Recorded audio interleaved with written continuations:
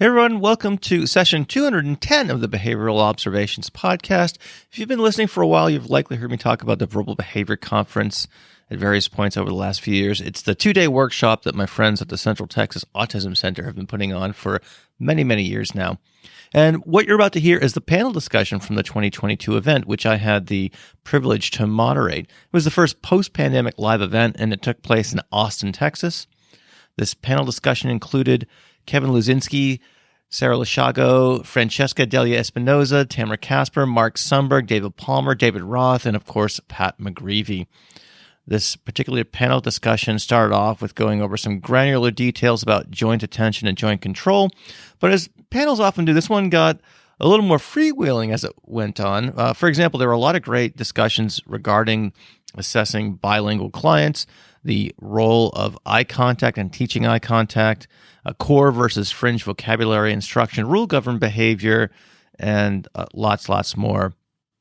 And again, I had the honor to moderate this panel discussion. It was a lot of fun. These duties included asking my own questions that came to me as I was watching day one of the conference, taking questions from the in-person crowd, and monitoring the online chat to take questions from those participating at home.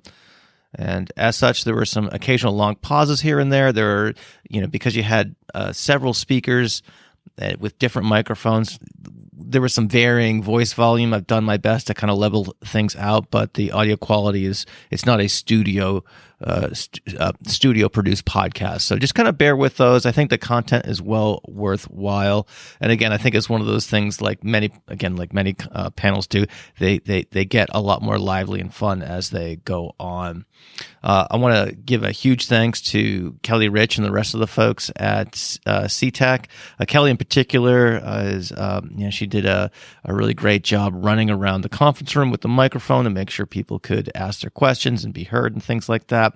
It was a great time. And if this sounds like fun to you, well, they're doing another conference in 2023. It's just around the corner. It's taking place on March 30th and 31st, and it's taking place, as always, in Austin, Texas. But again, this will be available virtually, so if you can't make it there, we'll miss you, but you can participate at home. And it's done really, really well by the folks at Behavior Live.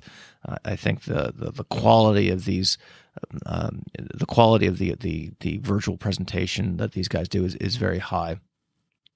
If you're listening to this and it's still 2022, early bird pricing is still in effect.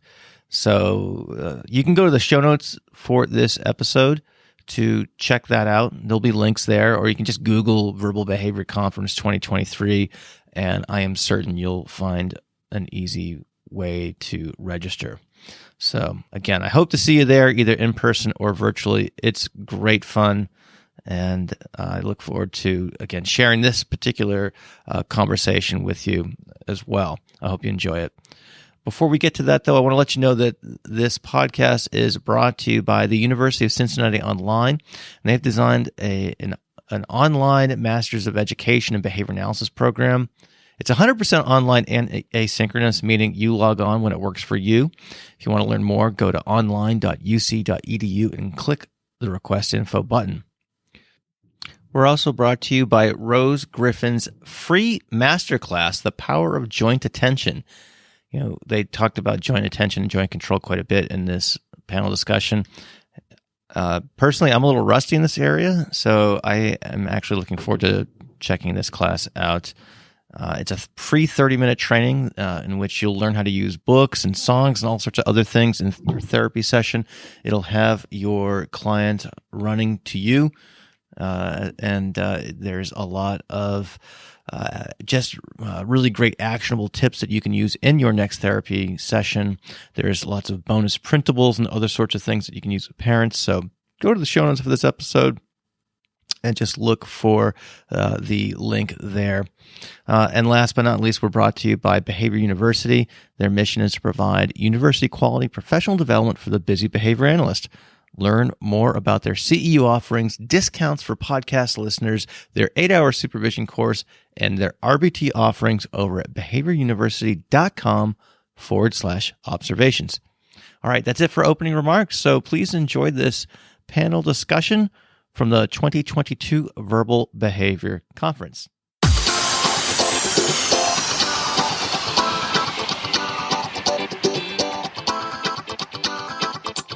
Welcome to the Behavioral Observations Podcast, stimulating talk for today's behavior analysts. Now, here's your host, Matt Sikoria.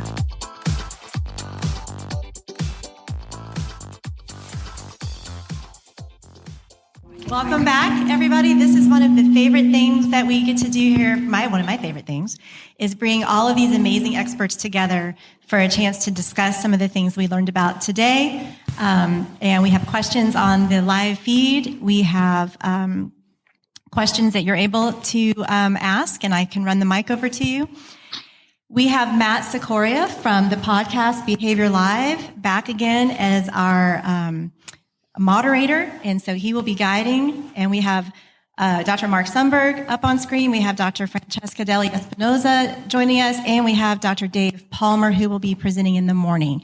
And we're so thankful to have all of you guys here together. So without further ado, I will pass it off to Matt, who will start off with the first big question. All right. Thanks for inviting me to do this. This is a lot of fun. And it's fun, especially to do this here in person for the first time. So thank you for all that. What I tried to do is I looked at the chat throughout the day and tried to synthesize some number of questions. Some of them I pulled directly. And so I'm going to start with a question or two from there. Certainly would love to get your participation. So feel free to, again, raise your hand. Kelly will find you with the microphone, and we can go from there. But to get us going here, I think there was a lot of discussion centered around joint control. And I just want to point out here that Danielle wrote in saying she used joint control when she put together her IKEA couch. So I think that's probably another real life example that was that kind of cemented the concept. That's perfect. It'll be in the next talk. That's right. And there were some funny responses after that in terms of perhaps some people having less success with but we'll leave that. So one thing I want to revisit is that, Pat, I know you had a question about using pictures to establish joint control. And you and Kevin were kind of going back and forth over that. And I think that wasn't one thing I would think would be good to get everyone's thoughts on. So, Pat, if you wouldn't mind just kind of teeing up that question to Kevin again. And I would love everyone to kind of chime in on this because I think there are varying perspectives on that. And I thought it was a really good topic for the panel to weigh in on. I thought Kevin's presentation was extraordinary, frankly, one of the cleanest and most well spoken descriptions that I'd ever heard before, frankly. And he mentioned there were 3 topographies that could be involved in joint control, and if I remember correctly, the echoic repertoire, the tacting repertoire, and textual repertoire. Okay, and I've spent a great deal of my life working with individuals that wouldn't have access to any of those 3 repertoires. It wouldn't be immediately accessible to them. So when we're teaching them skills that would seem to require joint control, like, for instance, the most obvious one is to retrieve something from another location upon a request to retrieve that. All right, so something very simple would be, could you go get a spoon or something of that nature? And they didn't have those 3. If they could do it, if we could teach them an arbitrary matching skill to match if we had a picture of a spoon, a photograph of a spoon, right, similar to the one that they would be retrieving, and I would say to them, without even mentioning the word spoon, I would say to them, go get this, and hand them the spoon. Would that be considered joint control? It would be considered joint control, with the caveat that there would have to be a history of differential reinforcement and prompting to have them match historically other stimuli, right? Yeah. But you give them a novel picture that's in the realm of complexity they've been trained to, they're going to take that picture, walk across the room, and they're going to behave towards what's in their hand. Then they're going to scan and behave to other things in their environment, and one of those stimuli are going to evoke the same responses as they were engaging in as they look at the picture. So yes, joint control is the mechanism by which they find the actual object that matches the picture. Yeah. Well, that's essentially what my question was. And Troy, my colleague, had a similar question. That was, we've taught individuals to do that. What our question was is, what controls that? And if you're saying it really is joint control, there are multiple sources of control other than the matching response. Yeah, it is. I think your question is, what are the responses? If they're not a contextual attack, I think the responses is literally how they visually look at the picture and how they visually look at the object that's real, and that how they're looking at them is the same response. That is the source of control. It doesn't fit the tact or textual, but it's that behavior of how they looked at it. Dave, come on, get in the convo. Okay, am I live? Who's that? Assume I am. Dave. No, I agree with Kevin, but I like to think of extreme examples when I'm faced with a new question like this. And so an extreme case would be if you gave me a 8x11 sheet of paper filled with dots, and you said, go into the kitchen and find the paper that has this same picture on it. And I go into the kitchen and there's 50 sheets of paper all filled with dots. Might not even be able to do the task because I don't have a coherent discriminative response to this pattern of dots. It's just a bunch of dots, but all the pictures are slightly different with the dots a little bit different. That is, I have to have a consistent discriminative response to to Pat's picture, his spoon, yes. And I have to have a coherent discriminative response to an actual spoon, and they have to be congruent with one another in order for joint control to occur. So as long as the thing you give the kid is something that the child can sort of coherently respond to, then yes, I don't think there's any problem. I'm going to bounce around between some other topics here. Again, I'm just going to go off my list, but again, please, folks here in the crowd, don't be shy. Raise your hand, and Kelly will find you with a microphone. In the meantime, so there's a lot of discussion around Sarah's talk. I found it quite interesting, certainly. One of the questions that came from that was from Tara. She said, for bilingual learners, should two assessments be run? For example, a VB map in English and a VB map in Spanish. Also, what are some just general things to keep in mind or best practices or what have you when you get a referral for a bilingual learner? Yeah, the simple to the point answer is yes. Because responding is not occasioned in one language doesn't mean it's not occasioned in the other. And so I don't want to assume just because you can't respond meaningfully in one language, you can't do it in the other. So yes. And consistently assess, even map or other forms of assessment across both languages. And I would, or whatever languages you're assessing. And this is also where, rapport building and obtaining relevant information from the family is going to help. Like, do you talk about these things? How do you call these things at home? Right? Getting informed about that as well. Because it could be the case that at home they're speaking about things, items, preferred items, whatever the case may be, in one language. You don't assess in a different language in the clinic. Does that answer the question? Short answer is yes. Okay. All right. Do we have any other thoughts? I'd like to add something to that. Can you guys hear me? Mm-hmm. Okay. Well, your goal is to find out every verbal operant that the child has. You'd like to know the degree of the strength of the repertoire, regardless of the language. And there are definitely some response forms that may be in strength in one language and not another. And it would be good to know that. We had a little guy that spoke Farsi, and we could assess the mands and the tacks pretty well. But it turned out we had a person that we had access to that knew Farsi. And when she began to probe some intraverbal responses, things came to strength that we never really knew. in Farsi, but they certainly weren't trained at English. So it may be that a second language is a lot harder at the interverbal level than it might be at the simple TAC level. So you might see differences between the languages, but we saw a stronger verbal repertoire than we had picked up with just an assessment of some simpler verbal operants. So yeah, find out everything the individual knows.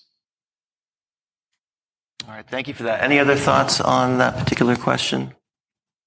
I mean, one thing that occurred to me when I was listening to Sarah, and I've listened to you before talk on this topic, and I really appreciate your insights, but it is whether or not and the disparity of bilingual therapists and homes where they're monolingual. So if we're talking about like your study where you're looking at, does order of instruction matter? Could we teach them simultaneously? We're also talking about reinforcement histories in the other environments, and that the child has to be able to discriminate with whom which he should use which language. And that adds another level of complexity. Similar, like if I teach sign language at the clinic, but the parents aren't on board, then the child's signing at home, but it's not, it's a fragile skill. We want to FR1 and it's not directly contacting reinforcement. Absolutely. So I think that's another variable that we should be thinking about as we're looking at the home environment and the home language or languages. Hey everyone, I'm going to take a quick break in the discussion and just want to talk about one of our sponsors, Behavior University. I didn't know this until I just started poking around their website. They have these little mini courses in ABA. If you go to behavioruniversity.com/autism-ABA, you'll see all these little mini lessons on things like antecedent strategies, behavior reduction procedures, characteristics of autism, creating session notes, error correction, functional communication, things like that. And these are brief little lessons, and they seem just perfect for staff or caregivers or parents and things like that. So go ahead and check them out. And when you do check out, go to behavioruniversity.com/observations to get a discount on your purchases. All right, just wanted to mention that real quick. Let's get back to the panel discussion. What about there's a number of questions about situations where people don't have staff member who are fluent in the second language. So what are some things to keep in mind under those circumstances? A lot of questions for that. I get this question every single time. And I think that there are some programs available for translation that you can use. I think if you don't have access or funding to access a translator, then there are programs that you can use for translation. Yeah, unfortunately, that's going to be a common barrier in clinical practice. Okay.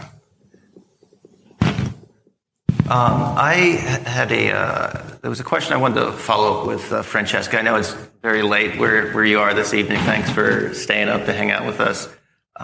You mentioned something about eye contact early on in your talk, and I was wondering if you wanted to spend a minute or two to elaborate on that. I think you said something, you acknowledged that it's a controversial topic, certainly.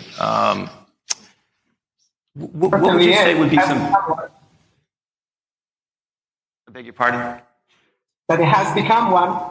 Yeah, so I think from the practitioner, everyday behavior analyst, what from your perspective are perhaps best practices as it relates to what we might call an orientating response, or I don't know. So I think it would be good to get other people's perspective on this as well, just because I think there's a lot of folks out there who might be confused or not know exactly how to proceed, and I would love to give you an opportunity to expand on that and certainly give everyone else an opportunity to share their thoughts on this topic that's probably pretty important. Sure.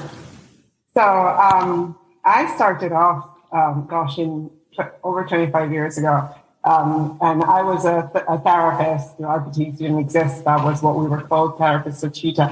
And one of the first skills that we used to teach, and people who've been doing this as long as I have will remember, is the eye contact program, which is where you would take essentially a piece of food, put it by your eyes, and say, look at me, and the child would eventually, they'd look at the food first, then you'd feed it, and you bring it under stimulus control.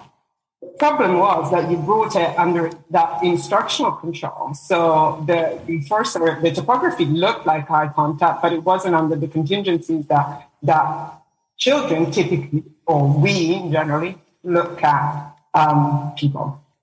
And so it's kind of become a controversial topic in autism. And I guess I didn't want to get too much into it. But, eye contact is very much the window through which infants begin to communicate. And when infants are born, the social environment has zero control over their movements other than the head and the eyes. So infants preferentially orient to faces and to the voices of familiar people. And because the social environment does have control over the movement of the eyes, when they move those, that's behavior, they contact the face of the parents and all the social signals, those changes. So, and then that puts them further in contact with other contingencies. So we look at sort of looking at people as the first observing response. That enables the young infant to begin to monitor and track changes in the social environment. Initially, the social environment is the adults. They can only see 20 to 30 centimeters. So it really is that face. And all those changes in the face that then acquire these discriminated and reinforcing functions.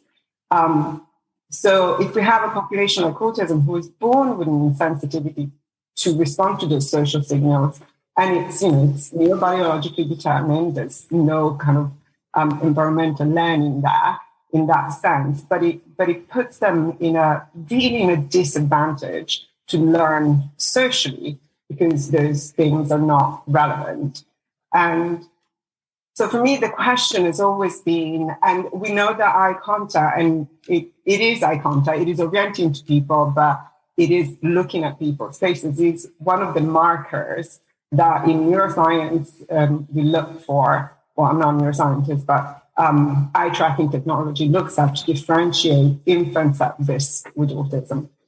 So the question is, how do we establish it without teaching it, without bringing it under instructional control?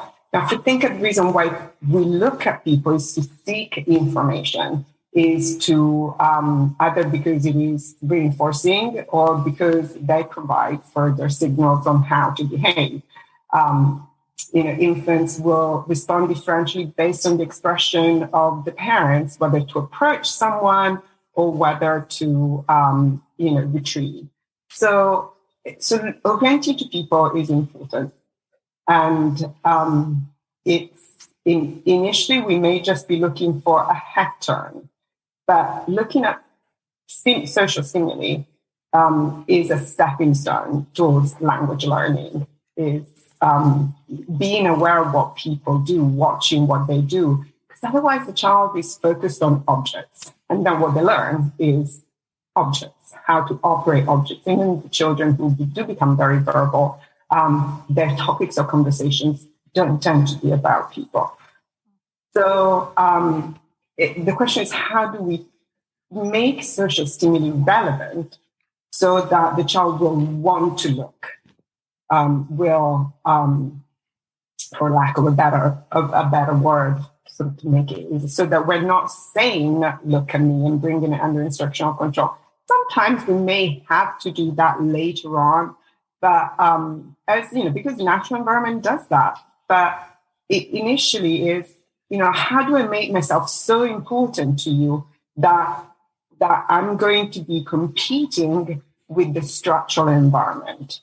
And I think Tammy did a great job showing how we can, use our behavioral lens to make ourselves relevant using different facial expressions, making ourselves very salient compared to the static object environment, using movement so that tracking will occur. And initially it might just be a head turn and we'll do something fun, but that may just then increase something happened, let me look.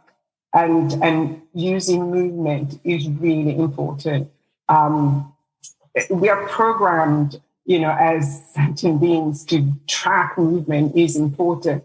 So we can use that to our advantage to make ourselves relevant. I appreciate Francesca's point, and I think it's very well taken. And I'm wondering if maybe the question about like establishing eye contact should be reframed, instead of saying teaching eye contact, reframing it just the way she did now, because I think it makes it much more meaningful and kind of like appropriate. Because I think what happens is when people think about teaching or establishing eye contact, they go back to the Lavoisian. Look at me. I was trained to do the same thing, Francesca. I remember holding things up to my eyes and thinking, this is really weird, actually. Even as an undergrad, thinking, getting the point, but not getting the point, But the way you talk about it is different in terms of talking about early on establishing sort of meaningfulness to paying attention to other people and all the potential for reinforcement that they can encounter, and not just a simple forced behavior so they don't look, otherized or stigmatized. And so I like this this way of talking about it. And maybe that's how we need to talk about it, reframe or recontextualize in conversations. Thank you. Sure. All right. Good point. Family. Would you mind repeating that comment? Yeah, I was just saying eye contact, wouldn't you say that's also a very significant cultural variable for the family and, their community? Yeah, absolutely. And that brings in a whole nother layer. Is it okay to have your child look at you at these times or not look at you? Or absolutely. And that's the applied part, communicating effectively with the family, but just sort of establishing it something meaningful. I just want to, I guess, echo Francesca's. I think it's just a point very well taken, and that reframing it like that, I think, would highlight for people the importance versus just kind of trying to communicate. We just want to sort of shove this behavior in there so they don't look autistic versus, no, actually, this is for their benefit early on. It's for them, not us. I think that's And I love that comment, because you're getting back to, again, like we have to look at each child as an individual in their family unit. And so all the things Francesca said, obviously I completely agree with. And I've had older kids who come to me with no eye contact, and then we're looking more carefully about what are the variables that influence that. Has eye contact in some way been punished? Did looking at my face mean I placed a demand? Was that something I asked for right before I gave an instruction? So just really looking again at, what could have happened for that particular individual, and then how I'm going to remediate that. Yeah, and if I can just chime in, Sarah's absolutely right. There are cultural differences, but we see those much later on, not in early infancy. So there are certain cultures in which when an adult is talking to you, it is respectful to look down. It would actually be punished to look directly. But in other cultures, it is the exact opposite. Look, when they say, look at me. But in infancy, in early childhood, those differences are not so salient across cultures, because we are social organisms, and we have developed certain adapted behaviors to recruit the care and attention of those caregivers. In the same way that the infant initially has a reflex when they close their hands. Initially, is a reflex. Very soon, it becomes operant behavior. And looking at people is the earliest sort of operant behavior that we see in very sort of preferential orienting and looking. So I think it's important to contextualize this cultural differences. They're absolutely essential when we're working at an applied level. And I work across several cultures in several languages. But what you see with young children is there aren't really that many differences across cultures. Yeah. All right, folks, just one more quick break here, and then we'll return to the conversation. And I just want to, again, say thanks to Rose Griffin at ABA Speech, absph.org for sponsoring this podcast. She has, again, a free masterclass in joint attention that you can check out on her website. Just go to abaspeech.org, and right at the top there, it'll be a little tab that says free masterclass. You can check that out. She's also doing a more in-depth webinar on joint attention as well, with guess who? Our friends at Behavior University. That's right. I forgot to mention that in the Behavior University ad a few minutes ago. But yes, there's all the stars are aligning here, and Rose actually got her supervision from Kelly Rich. So there's a lot of points of contact in this episode, all of which just kind of came together by happenstance. But anyway, if you want to get that free masterclass, just go to abaspeech.org. Or just go to the show notes for this episode, and I'll have a link to that waiting for you there. All right, let's get back to the rest of this really fun panel discussion. This is a question for Pat, but I think this is something I'm sure everyone will have thoughts on. So the question is for Dr. McGreevy. How do you feel about using echoic prompting to teach numerous mands for most everything a child wants versus teaching one mand at a time? I usually teach numerous. How do you feel about teaching numerous mands at the same time using echoic prompting? And that's from Christina. Well, my response to me, that's an empirical question. I mean, that's the data drives what you do there. Is there initially any compelling reason why you wouldn't teach more than one man at a time, a man for more than one? No, not to me, there isn't. And if you had definite interests, and if you stayed away from the generalized mans, like please and more and help and want and stuff like that, and I'd stay away from those, except in older individuals with extraordinary impairments. By older individuals, I mean people way past the middle part of their life, when they'd never had a mand repertoire before. Certainly a generalized mand is better than no mand at all. But in most circumstances that we'd find ourselves in, the data would decide for me. Okay. And I'd maybe add into there that, the data definitely are variable. But if you've got an individual that has an echoic repertoire and has a variety of motivating operations at strength, man training is pretty easy in the sense that you can get an echoic to man transfer. Yep. And you probably wouldn't want to just do one man. You'd want to have a variety of mans. And yep. Again, the echoic would allow you to do that. Most individuals have a number of different motivating operations, and they come and go. And so if you only have one man, you're dependent on one motivating operation. And that's just not the way a child's day goes. There are a variety of motivating operations come to strength, and it'd be nice to have a man, even at some degree of echoic prompting, perhaps, be available for the child. Totally agree. Absolutely. Here's an interesting question from none other than John Esch. Would you discuss the terms rule as a general explanation for the occurrence of a behavior from a more technical and descriptive term, joint control? Two-part question. That's part number one. Two, with respect to the joint control, must one, quote unquote, recognize or quote unquote be aware of the secondary source of control? Yeah, so I think a rule, it's come with an example that, I don't know, like Teslas are amazing or something. And that hearing that would alter potentially how you behave towards them. Maybe you want to save up to buy one. So it has function alternate effects. Joint control, though, in that context, though, is really about finding Tesla, like finding the car. It's not about altering the function of the value of a stimulus, which is what a rule does a lot of times, like turn left at 5th Street, right? If you haven't done that before, now your behaviors change with respect to 5th Street.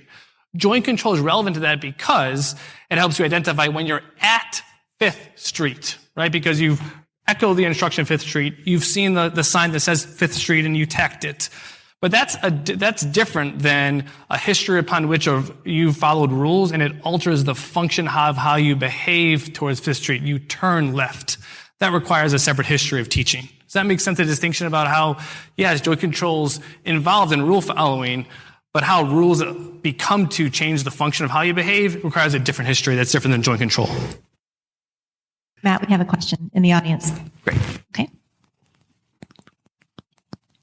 So I think there's a general misunderstanding of how to use the ESA, and that recently I've been seeing a lot of clinicians pull teaching targets directly from the echoic subtest.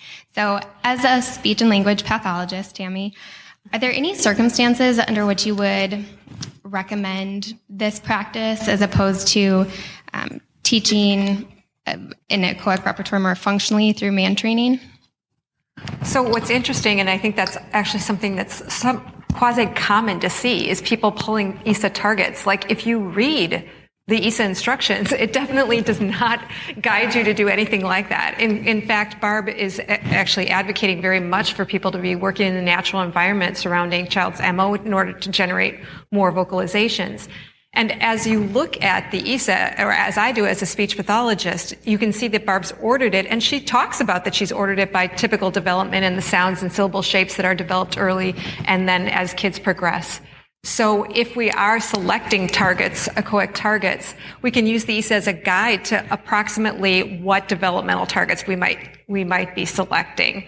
But it is, if you're choosing those targets for intervention, you're just training the test target. It's not that she wants kids to say boo.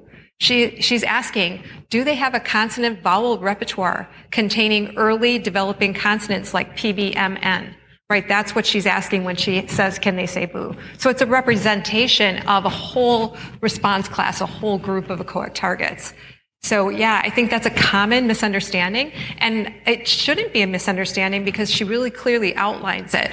But I was talking with someone about this, that I think that there are often times where the new staff that we have, our new BCBAs, they don't even have access to the VB-MAP manual. They might just have like the targets or the assessment in central reach and not really understand how to use it properly. And I think that's what's been happening with the ESA.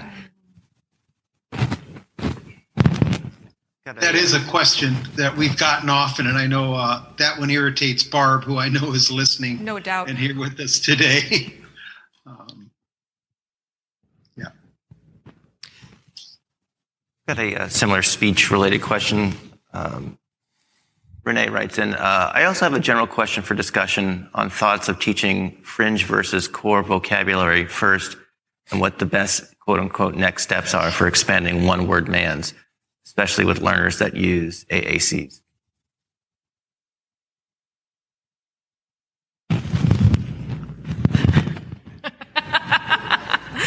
So the fringe versus core kind of discussion has been going on in the world of speech pathology for quite a while now. And if you're not familiar with it, the idea of core vocabulary is that they've selected vocabulary that is commonly used by certain kids of a developmental age. It's not that they've looked at what are the first words to develop. They've looked at a sampling of a population and then identified. So in there are a lot of functor words, a lot of generic mans, a lot of like autoclitic frames, right, that kids do use at age 3.5 or 4. But when we're talking about the special population that we're talking about, then it makes much more sense for us to work on a core vocabulary, in my opinion, and I think the data back it up, that are, you know, mans for items and actions that have a one-to-one correspondence.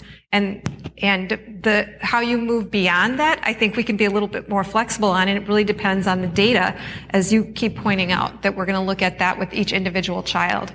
And again, I shouldn't make generalities about kids with autism, because there are many kids with autism who develop a lovely echoic repertoire and just need our assistance to expand their pool of reinforcers and can move quite quickly through this. But when we're talking about, you know, very challenged individuals with limited vocabularies, I think that we do a disservice if we start with fringe vocabulary. Yeah. And this will make me very unpopular on some of the listservs that I belong to. From our perspective, in working with individuals that are either older and or have limited repertoires, we face this often. And people want to put a board in front of somebody with 80 words or something on it, pictures and or printed words, with which they have no history or no experience, and which wouldn't translate into mans for specific items and activities, like you were talking, wouldn't right away. And in some cases, we've had it where people want to take whatever method they have and take it away and replace it with this. And what they don't say, and Tammy, jump in on this, is those are words that are commonly used by little children, but they're generally not the first words that little children learn. They're not the first ones. They're words that you use with common, but after you already have a bunch of other words. But many of the kids that we're working with only have a very few words in whatever form the word is, whether it's vocal, whether it's sign, whether it's picture exchange. It doesn't matter what the form is. They only have a very few. And I got into a discussion one time with a speech pathologist about core, and she said that with was a core word. WITH was a core word. And that cookie was a fringe word. See? Well, and it is interesting because if you really look at typical development and study it, there are some generic mans that occur early on in development of children. I mean, they do use more early on. However, they use that word and then they quickly replace it with something more specific because it's more effective, right? It contacts the reinforcer more abundantly, and it can be used to initiate all the other great reasons that Mark Sundberg has taught us about why we want to avoid use of generic mans, and many others have taught us. But with the kids that we're working with, if it takes us 500, 1,000 trials to teach them to ask for more, now we're going to put that on extinction to teach another more specific man that they can use to initiate. There's not enough time in the day. We have more children with autism than we can teach. Let's teach them the specific mans early on that allow them to initiate and gain access to the items and actions that they prefer. And we have plenty of time to teach autoclitic frames and generic mans or additions later. I couldn't agree with that more. One of the things that we would say it to moms and dads and people that have a limited understanding of our science, the first things we're going to teach your child to say are things they would want and need to say. That's what comes first for us. And then we'll fill in as things go. And if we do our groundwork right in terms of conditioning against social stimuli, social SDs as social stimuli as SDs and reinforcers, we may have some other words in there earlier than we might think, like look or hug, that we might not have taught as early previously. So, but again, it's going to be based on that individual on what their specific MO is and what we've been able to condition. When we will sometimes, after a person has a manned repertoire, I don't know how many men, but a number of men, and we come to the place where something happens during the day that happens to them, and they need a way in the beginning to say help. And if we teach them a man for help right at that point, without being specific about what the help is, we replace it as soon as we can with take my hand or something if I've slipped and fallen or something like that. But it can start out help just to get the process started, but it doesn't stay there very long. That was awesome. Let's see. This question is from Heather. Apologies if this is a low-level question, but I would love to know if there's a definitive answer to whether tacting is a skill that can be taught and assessed for a learner who uses a non-vocal communication method such as AAC or PECS. The debate that I've seen is that rather than tacting, it would be classified as more of a match to sample skill. What are the panelists' thoughts on this distinction?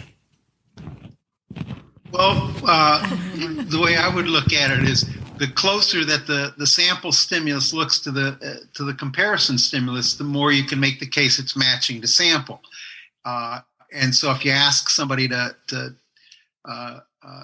identify a pen and the pen looks exactly like a pen and they put the pen on the three-dimensional item of a pen, I'm inclined to say it's more likely matching to sample and just kind of being as careful as I can in scoring things. As you reach an arbitrary level, so once you can get further away from an exact match, the case is stronger for a tact. I'm not sure there's a perfect line in there where you can say this is matching to sample and this is attacked, but it has something to do in the guidance of the correspondence between the sample and the comparison.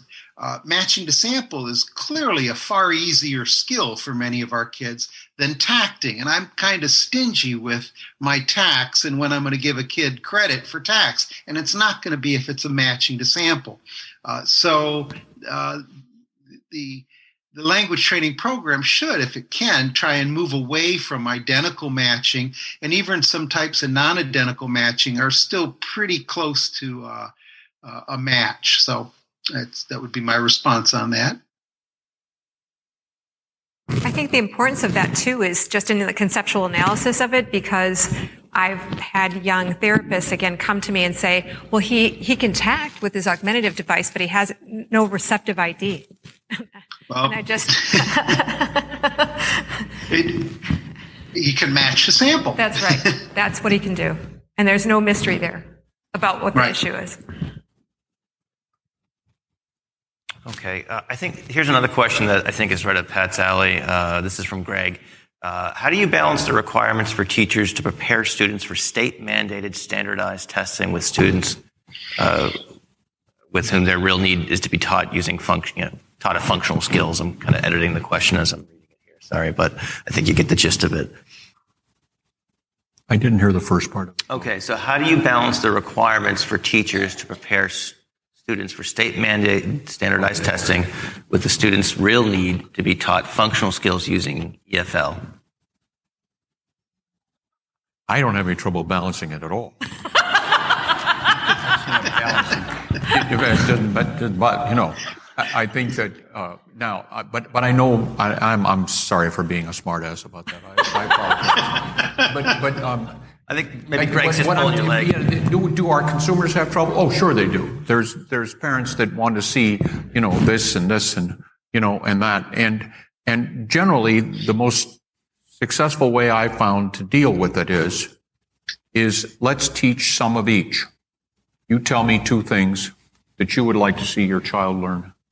And do you mind if I suggest two? Let's see how we react after the next couple of months.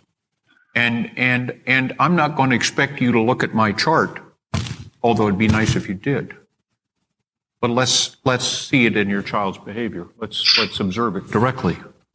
And if you'll come and look at my chart, that's fine, but I want you to see it.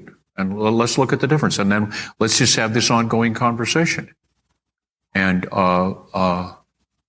know, let's see if you know, just an ongoing issue, but that's how I deal with it. Very good. So we've got, not too much time left. Probably time for a couple more questions. I will say that Team Virtual is, let's just say they're in the lead in terms of participation. There's a question. Here we go. All right. Let's let Kelly get you the microphone here so we all can hear. This would be for Kevin, I guess. And I loved your presentation. I got to see Dr. Lowenkron present years ago at ABBA when he was using his, what did they call him back then? Where it was the overhead with the slides, and he would draw. Overhead projector. I saw it too. Yeah. So, and I teach this to my staff, so it really warmed my heart to see that. Anyway, but I have a question, and I'm not trying to be difficult, just so you know. Good. Doesn't involve bidirectional naming. Hopefully not. So, you know, in dealing with children with autism every day, we deal a lot with people who don't speak at all and who have never spoken. But, you know, when we talk about joint control, there's a lot of talk about the self-echoic. So when we talk about the self-echoic with a person who has never spoken before, are we suggesting that there's a covert verbal behavior going on within the person that is a self-echoic, where they've never heard themselves say it? So is this some sort of covert process that's going on? No. I think we would see it overtly and reinforce it, and then at some point it could go covert. I think for those individuals, we want to look at different forms to behave, like Lowenkron's work, using different topography-based hand signs as a way to respond to stimuli. And then those can enter into joint control. So again, it doesn't have to be vocal verbal responses that can serve in joint control. There could be non-vocal responses that you learn that are specific to a stimulus. And if that's the case, then you could respond in the same way with hand signs, for example, and you could be under control that you're responding in the hand sign to two separate sources of stimuli and still allow joint control to influence how you behave. So a lot of his studies actually involve non-vocal targets when he's done his demonstrations in terms of how joint control can help children still engage in emergent responding. My question was more if we do have that, if we do, because we do that with kids, we teach those kinds of things. So if we see the learning going on just as it would with a vocal learner, then how do we account for that? And you're saying that you have taught them particular hand signs to stimuli? No, okay. The vocal word. And they respond to the vocal word the same way a learner who speaks would respond to that. Give me the picture of the cat. And so a vocal learner would go cat, and then they would choose the cat. Oh, I see. So the non-vocal learner could also choose the cat. So I'm asking, is there a different process? Oh, yes. Sorry. That's helpful. Yeah. So that would be like an unmediated account where due to the history reinforcement of the sample stimulus being auditory and then you prompting and differentially reinforcing them responding to visual stimuli, if it's like auditory to visual, that they could learn through the process of reinforcement. In fact, most of my life, in terms of how I thought kids learned to, if I said touch cat and they had cat, dog, and other options, that it was just due to the principle of reinforcement and being under control of the conditional discrimination of the sample as an auditory stimulus and the comparison as a visual. So I think there's other ways to get there now, and I hope Mark talks about this because he has this 2018 paper that that was kind of part of the bonus content that is getting at whether or not there is some still maybe ongoing behavior that's not verbal in terms of verbal operant, but are they behaving in some way that's still discriminable, in some way that we can't measure to the sample, and they are behaving in some way discriminably to the comparison that is selected that we don't know about? I don't know. Mark? Well, there may be. I mean, you can have joint control. I mean, you can have nonverbal behavior that kind of helps you, that can be covert behavior and get you through various discriminations, but definitely the separation there of the listener behavior being just a shaped up operant versus one that's under joint control are two separate processes. Can I ask one more question? So, are you suggesting then if we had two people that did the exact same thing, say, put your microphone closer. You've never taught it, they just do it. Oh, they just do it. Then are you suggesting that this is like a generalization target that's very different than the training stimuli, for example? Right.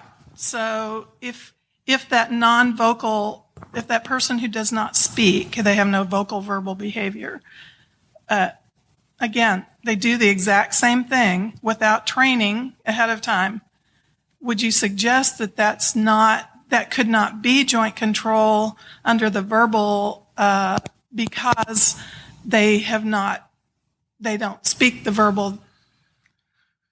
Yeah. So yeah. Oh, sorry. Go ahead, Mark.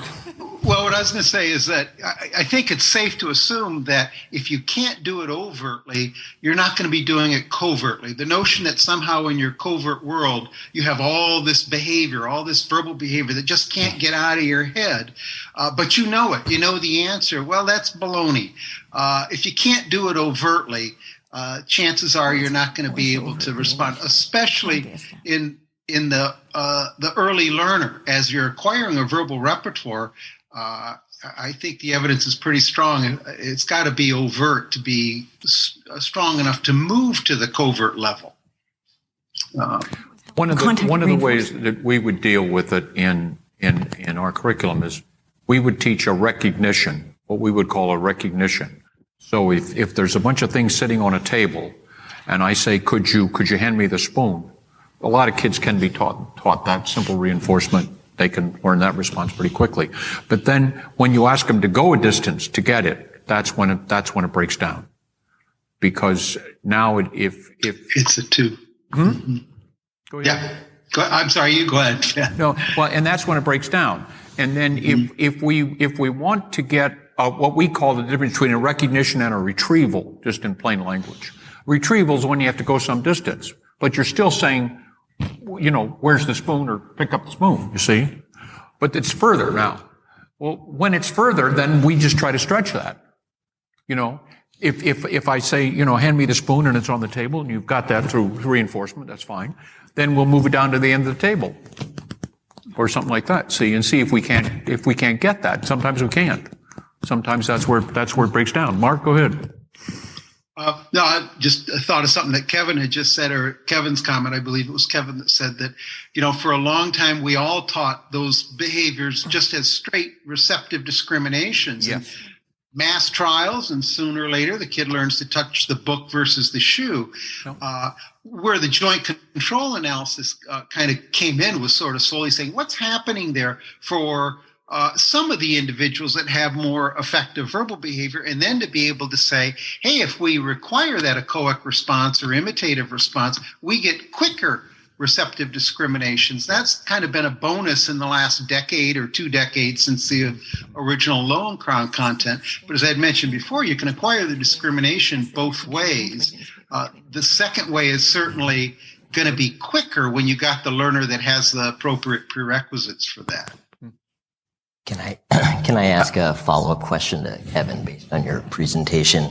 So given the example that was just provided here, if there was a non-vocal learner who could proficiently find items from an array when given the vocal stimulus, and they're novel arrays, so the individual has to kind of scan around after they hear like find cat, and we don't hear the individual saying anything, obviously, but then as soon as they see the cat, there's sort of what looks like a joint control moment, and then they select the cat. And there's no hand signs, no other conspicuous behavior going on as well, right? Let's just say hypothetically, this is the example. Yeah, okay. And I think that I've seen examples of this where there's no sign language or anything like that. Would you, with your joint control analysis that you provided today, include perceptual behavior as an interpretive tool for joint control phenomena, kind of? Yeah, the example of how you looked at those cows and how you're perceiving the cow based on how you looked on those to identify if they were, to determine if they're the same or not. I think, yes, to call that perceptual behavior, maybe they are behaving in some way that is unique to the stimulus, that is not a hand sign, that's not an echoic. Right. And then they're also behaving that way to this other source of stimulus. Mm-hmm. And after lots of training, they're sensitive to how they behaved. Again, I don't know what to call that behavior exactly, how they looked at it. I don't know, but that could be it. My first answer would be, I don't know. But the second one would be, if I had to try to insert joint control, it could be the case that they are actually responding in some way that they're sensitive to that then ultimately influences their selection response. I think so. Yeah. And in fact, Dave's being quiet, but I agree with you, Kevin. Yeah. The subject has, in order for joint control to work, there has to be a discriminative response to the stimulus. And if you don't have a discriminative, my example of the maze of dots, if you can't respond in some way that's distinctive with respect to that pattern of dots, you're never going to be able to match it to another dot pattern. You have to be able to respond in some systematic way. Now, if it's a case of a picture of a cat, maybe it's an emotional response. Oh, I love cats. Or maybe you're terrified of cats. And so you're responding discriminatively to the sample, and then you have to be able to respond in the same way to the comparison stimulus. But if you don't have any behavior with respect to the stimulus, then it's not a stimulus. It's just random nothing out there. It's like the sky. But I think there are very few things for which we do not have some kind of Well, I guess there are plenty of things we don't respond to, but I don't think you could match them if you don't respond to them. And fine, I'll just say it too. And I guess it's controversial, but I wanted to say that maybe it's the case that when you're just doing kind of typical receptive identification where you're not having them echo the sample stimulus at all. I mean, and is it possible that through these multiple trials, they have learned to respond differentially in some ways of the stimuli, and it actually is under joint control, but at a level of behavior that we can't measure? I mean, maybe there are two separate ways to go. Joint control that's mediated and just reinforcement of conditional determination that's unmediated. Or maybe there is this perceptual behavior that's going on that we just can't measure with the tools we have. My question is a bit of a follow-up on all of that. For our learners who are non-vocal, I know Essential for Living has, a lot of functional pictures and text, functional text, but in remembering things, if I'm going to go to the store and I know that I've run out of eggs, milk, and bread, in my mind, I'm reciting eggs, milk, bread. But if we had a nonverbal learner and we told them, go to the store and get eggs, milk, and bread, do you think it would be possible for them to visually commit to memory, or whatever we want to call it, eggs, milk, and bread, and then retrieve those items? I know that, just a personal note is, whenever I'm in that situation and I'm supposed to get something at the store, and I don't have a list, or I'm trying to remember what my wife or I had told myself I was going to get at the store, whichever the case is. Sometimes I actually try to visualize what was on the list that I had made at one point. I often have a hell of a time with that. That is seldom a very effective way for me. Now, that's one person and one person's viewpoint. But Like your mug example, remembering back, I'm picturing last time I made a sandwich and I used that last slice of bread. Does that require verbal behavior? Or is it visual memory that we're accessing? So you're asking like conditionally seeing. So I say bread, conditionally see bread.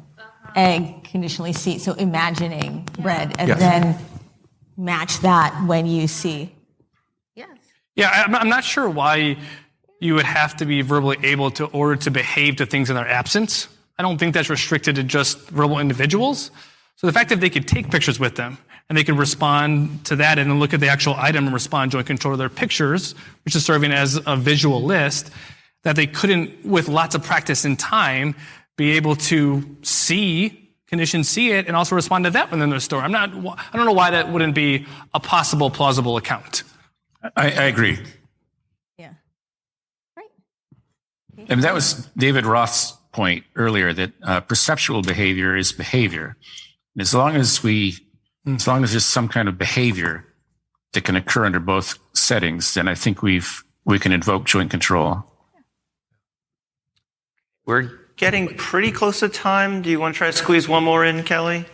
Come on, let's do it. All right. So this one's from Dr. Hank Schlinger, the many times aforementioned person today who's cited many times today. I have a question for David Roth. I'm curious how the generic Skinner's concept of stimulus and response and the functional operant unit of analysis can aid practitioners in designing teaching programs in verbal behavior. So let me just clarify. So Hank is asking, how does that analysis apply in the applied domain? Is that right? In the teaching programs in verbal teaching behavior. Programs. Yes, to teach the concepts of verbal behavior. Whew. We've got David too here as yes, well. Yes, I do. I do have seeing him. Dave to back me up as needed. Okay.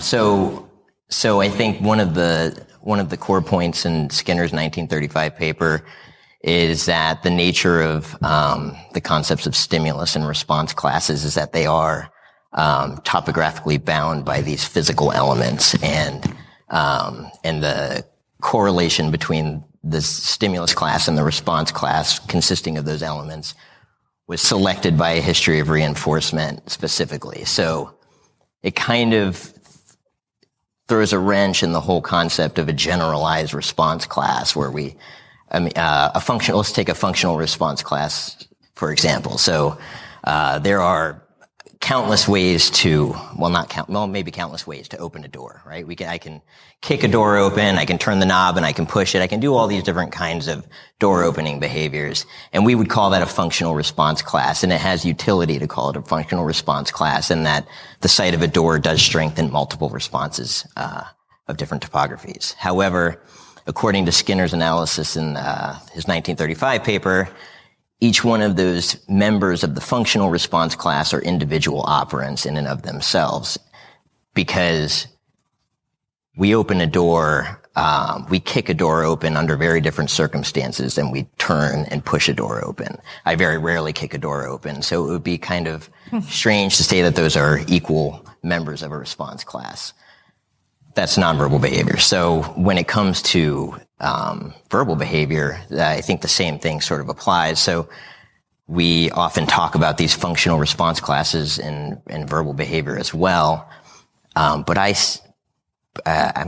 can't think of an example off. Actually, I'll use a bilingual example. So if I were a bilingual speaker, you might say that I have a functional response class of saying cup when I see this item, and what's Spanish for cup? Copa, and copa for that. So we could say that those are functional response classes. Those are members of a functional response class, but I'm only going to say cup under very specific circumstances. And so the operant cup in response to this physical item is very different from the operant copa in response to this item. And so if we look at that really molecular level of the operant, then we, as practitioners, can more carefully account for all of the different variables that go into a single response being emitted from a functional response class. That's my answer for now. I will let anybody else chime in if they wish. And I hope, Hank, that was somewhat sufficient.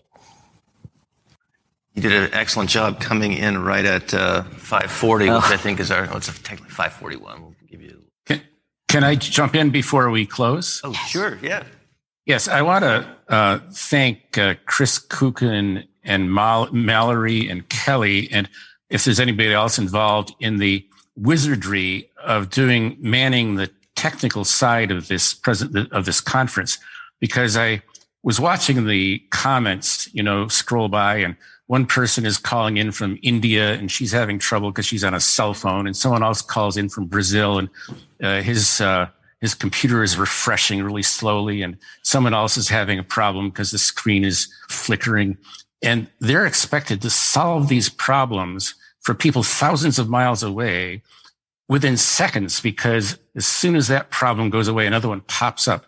And I just thought they were so cool and competent, and they somehow managed to pull all this together.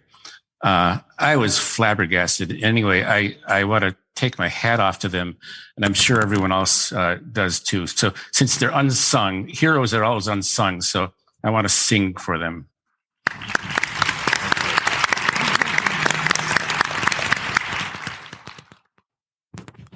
I don't really want to sing. Is that? I was waiting. Oh, no, sorry. And a one and a two. It was a metaphor. It was a metaphor. Okay. Fair enough. Well, thank you all. Thank you to all of our presenters joining us virtually, as well as our presenters here live today. And I have to say, day one was a really great wrap. We'll wrap it up and we'll head to cocktail hour and poster presentation. So thank you. Thank you, Kelly.